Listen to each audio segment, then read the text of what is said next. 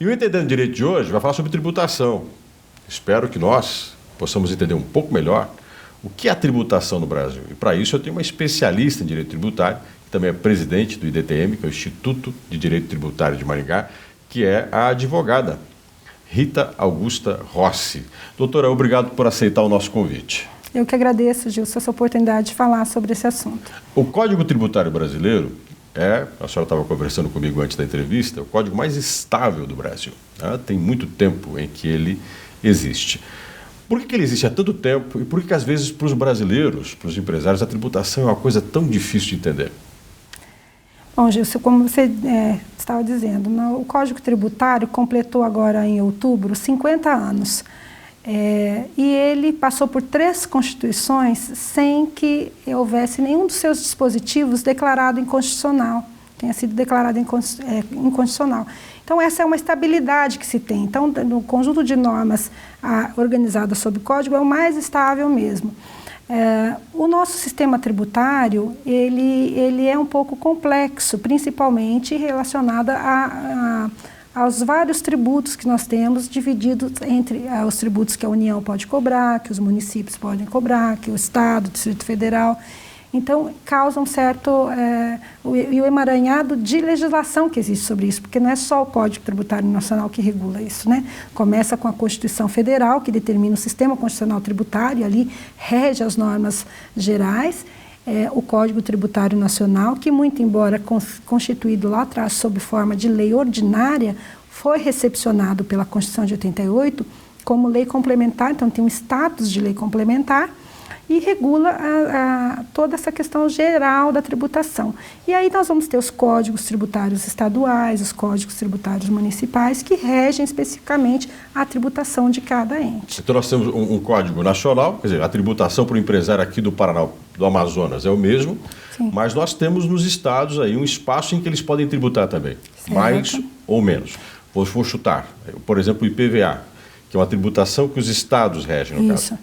Então, aí você tem as normas relativas a essa, não só no Código Tributário Estadual, mas leis estaduais, decretos estaduais, muitas vezes instruções normativas e portarias das receitas que regulamentam como isso vai ocorrer, as obrigações acessórias que o contribuinte deverá cumprir. Então, é um emaranhado de legislação muito grande, por isso a complexidade da tributação. Agora, a relação entre quem cobra, a União, às vezes o Estado, quem vai fazer a fiscalização sobre as empresas, por exemplo, e quem está pagando, o empresário.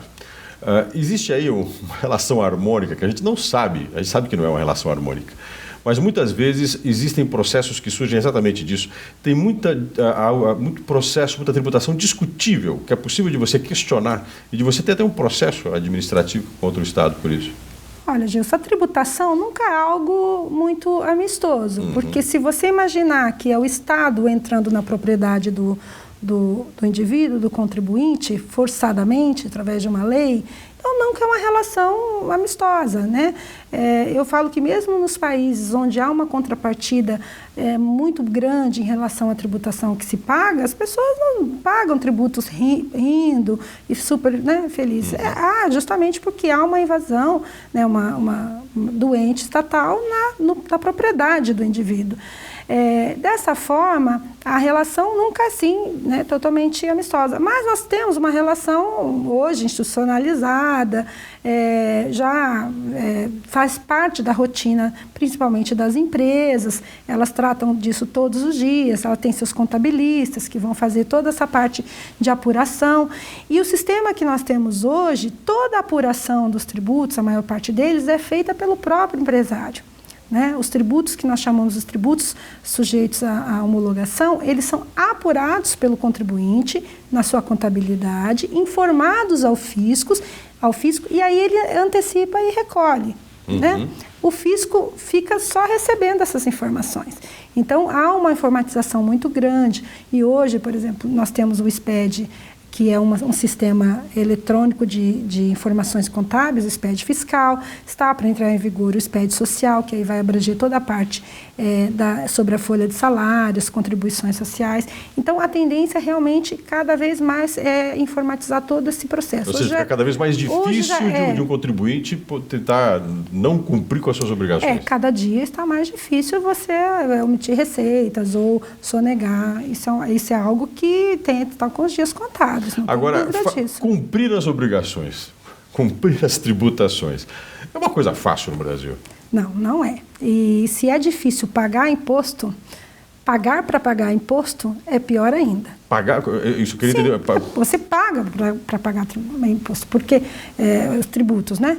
Porque as obrigações acessórias, a burocracia em que está calcada a tributação, demanda muito tempo, funcionários, pessoas.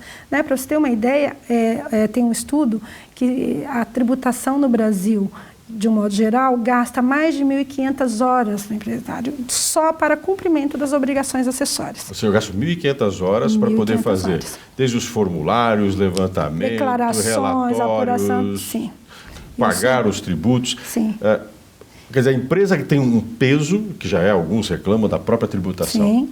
E aí você tem um peso da burocracia. O peso da burocracia, porque você tem que contratar pessoas, tempo, né? Muitas vezes adequar sistemas de informática, que são sistemas que vão fazer toda a parte da apuração do tributo, dependendo da atividade, é muito grande. Então, são sistemas que são caros para as empresas. Então, tudo isso é um custo muito alto. Bem, a senhora falou das 1.500 horas para mim, eu não quero perder essa oportunidade.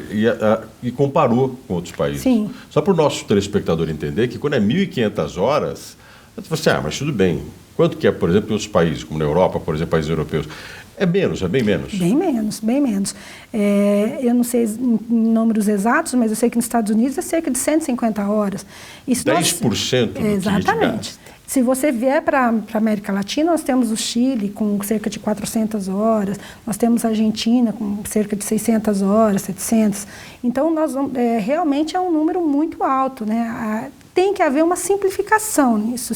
Isso já é uma bandeira muito grande dos empresários, das federações, das indústrias, do comércio, justamente pela simplificação, porque isso gera um custo, isso vai incidir sobre o preço dos produtos, dos serviços, e eu acho que isso é algo que a gente tem que buscar melhorar. Bem, se nós temos no país uma tributação muito elevada, pelo que a doutora Rita fala, a gente também tem um certo abuso do tempo nessa relação de cumprir com sua tributação. No nosso próximo bloco, nós vamos entender isso um pouquinho melhor, vamos afinar um pouquinho mais a nossa conversa. Por que se gasta tanto tempo? Além do que, como é que é a relação dessa tributação? Porque a gente tem uma série de órgãos que gerenciam a tributação no Brasil, inclusive conselhos que gerenciam a tributação. Esses conselhos existem em âmbito federal, estadual, mas existem em municipal, porque cada uma dessas áreas, federal, estadual e municipal, tem empresas de portes diferentes, com temas e discussões diferentes. Daqui a pouco a gente volta para o nosso segundo bloco para discutir um pouco mais sobre direito tributário.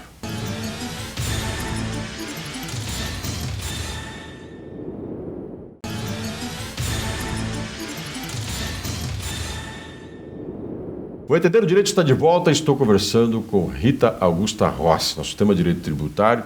E agora eu queria conversar um pouquinho, Rita, do seguinte: a gente teve a Operação Zelotes. Você, mais do que ninguém, sabe exatamente o que ela significou. E ela vai trabalhar em cima de um conselho de segunda instância sobre venda de decisões em relação à tributação. É uma coisa que eu achei muito interessante numa conversa que nós estamos tendo antes da entrevista. Você falou assim que, às vezes, quem acaba tentando subornar, tentando corromper um conselho, uma decisão, poderia fazer isso por via judicial de forma legal. Qual é a função desses conselhos, que no caso da Operação Zelotes existem? E por que acabou gerando uma investigação que descobriu corrupção? Ok.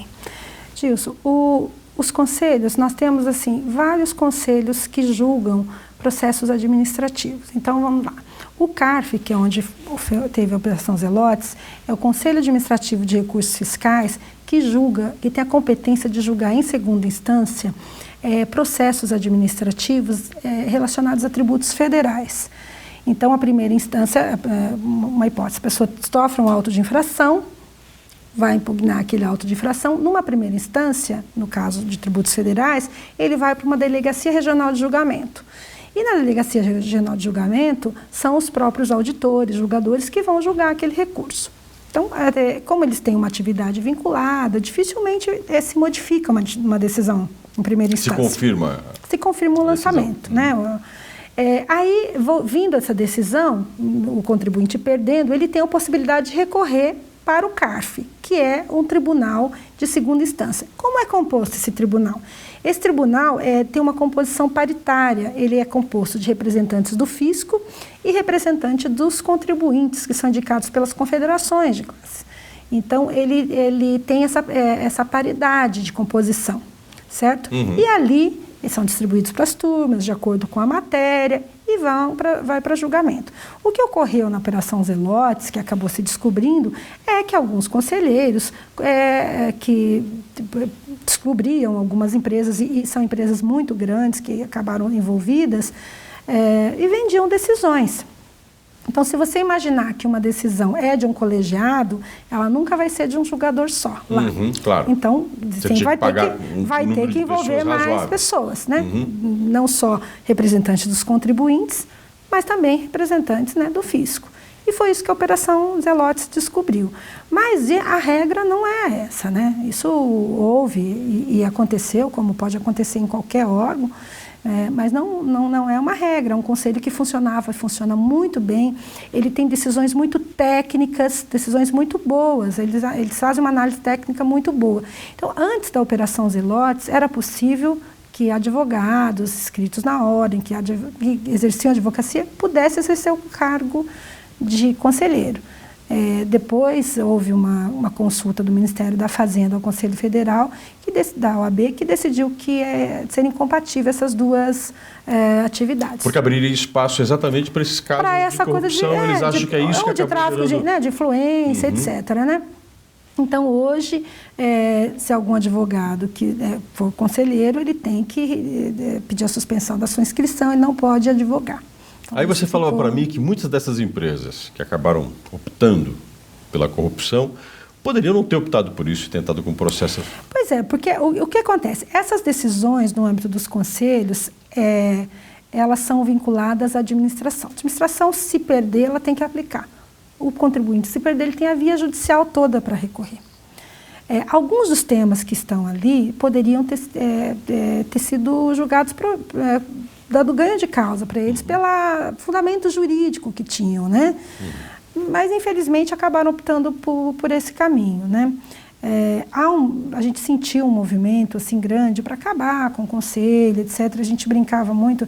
Eu tive a oportunidade de participar de uma audiência pública na Câmara de Deputados Federal.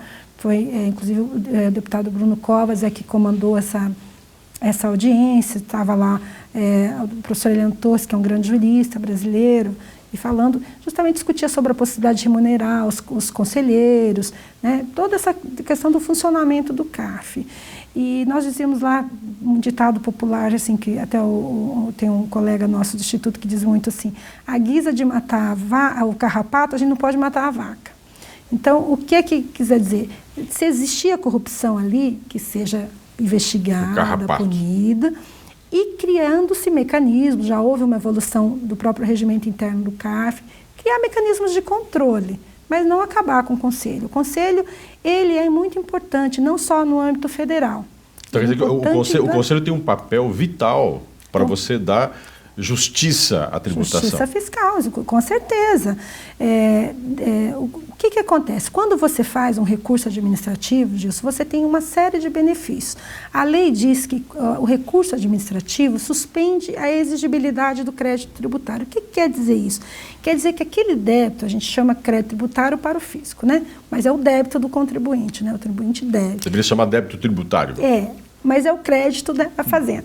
Então, essa suspensão, o que ela implica isso? Implica que aquele débito não será executado, ele não vai sofrer a cobrança judicial, você não precisa pagar custas para recorrer administrativamente, não precisa não necessariamente de advogado, né? Você pode fazer o recurso. Qualquer cidadão bem informado pode entrar com isso. Exatamente, um contabilista ou ele. Não tem o risco de uma sucumbência, né, uma condenação em honorário de sucumbência. Você, durante o período em que está discutindo administrativamente, tem acesso à certidão negativa, né, que é a certidão positiva com efeito negativa. Você pode comercializar um imóvel, fazer, né, os atos da vida civil. Não é inscrito no CADIM, que é o Cadastro de Inadimplentes, né? Agora, o protesto também tem o protesto de dívida ativa. Então, tudo isso fica suspenso até que se julgue a... Se essa autuação decorre também de algum crime, né, contra a ordem tributária, omissão de receitas ou sonegação fiscal, isso também fica suspenso enquanto você discute a legalidade do tributo. Então, tem uma série de benefícios, né? E por ser um órgão paritário, ele é imparcial na maioria das vezes, porque ele tem representantes dos dois polos, né? Então, a gente defende muito que a existência desses conselhos, o saneamento, né? Melhoria nos mecanismos de controle, mas defendemos a existência dele. Inclusive, nós vamos conversar no nosso último bloco sobre a possibilidade de ter um conselho municipal. Exatamente. E esse conselho municipal, e a Rita vai explicar depois isso para a gente, já é um compromisso, inclusive, daqueles que foram candidatos e do prefeito eleito da cidade, de assumir o compromisso de criar esse conselho. Mas a gente conversa sobre isso no nosso último bloco. Entendendo direito? Já volta.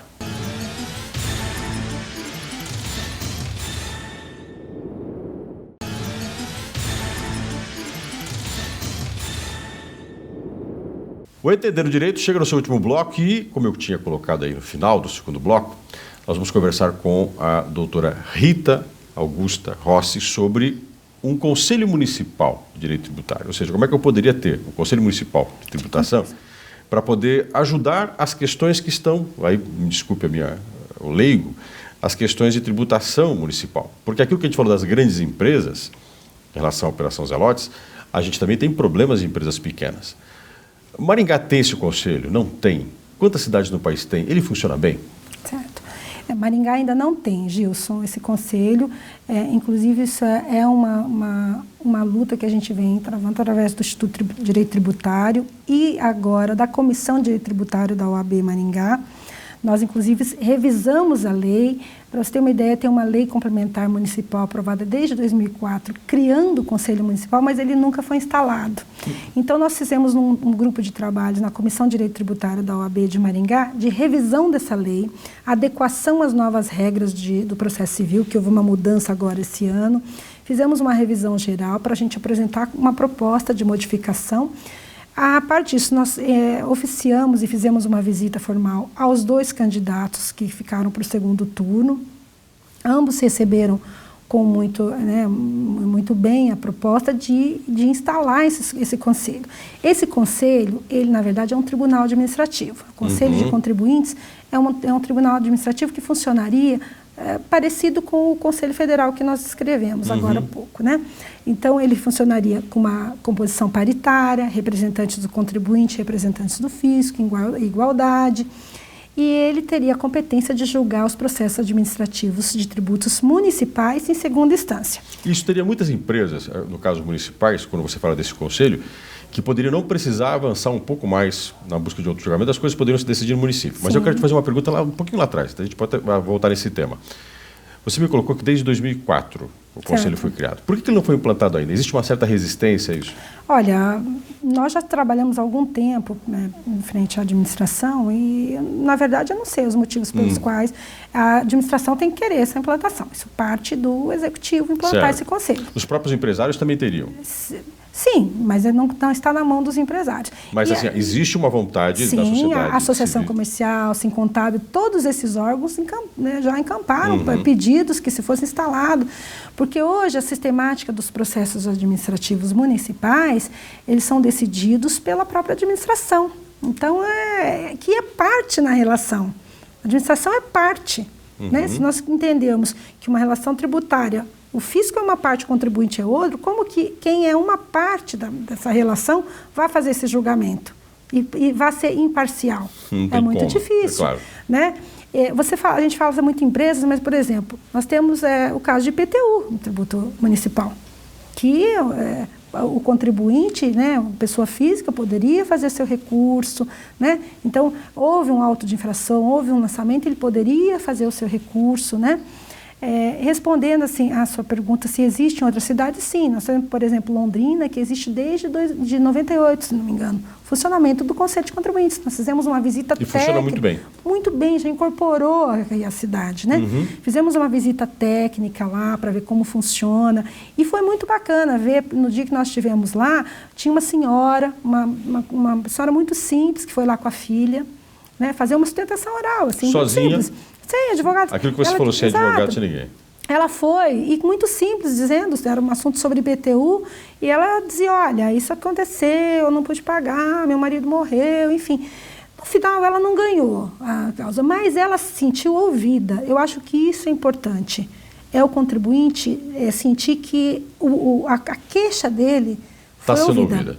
As pessoas muito, né, olha, a senhora pode falar, fique à vontade, os conselheiros ali de uma maneira muito informal, um conselho muito informal. Então, ela não precisou gastar, pagar custas, ela teve essa possibilidade. E isso é o que nós queremos, né? Que seja analisadas as questões relacionadas a tributos municipais, né, dentro de um tribunal imparcial, de composição paritária, e que não tenha custo para o contribuinte, que ele possa discutir ali.